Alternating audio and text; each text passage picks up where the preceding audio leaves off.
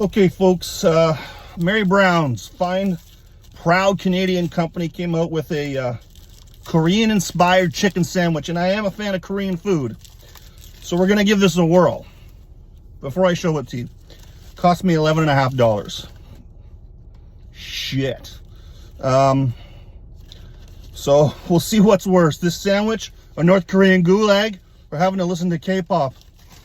All right, there you have it. What do we have on here? We got pickles. Looks like a sauce of some sort. It looks like they got like a sweet sauce on there, right? Plus some other sort of aioli. And cheese.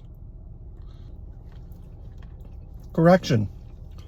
I don't think that's cheese at all. I think it's a coleslaw. Since when did fucking coleslaw become Korean?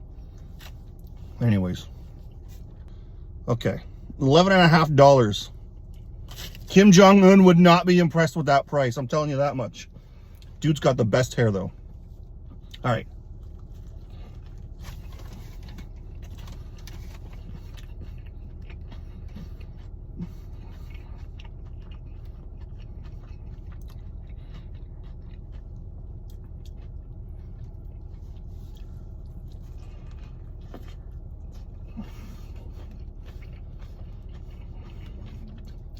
Well, I don't know where they're getting the Korean from.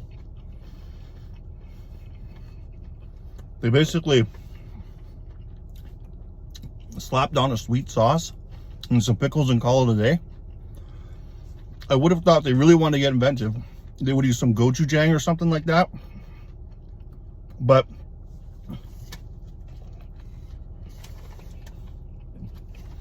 there's really not much to it. I'm not getting any Korean vibes from this. You can't expect much from fast food though. It's a good sandwich, it's not bad. It's not Korean. Beats listening to K-pop. I mean, if you've ever heard that shit, you know what I'm talking about. What would I rate this?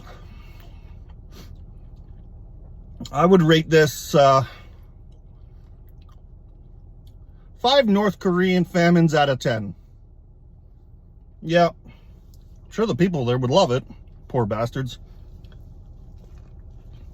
That's it, mother bitches. That's all I got. I wouldn't go out of my way to get this again. Rather get the spicy Big Mary. That's a classic. Peace out, mother bitches.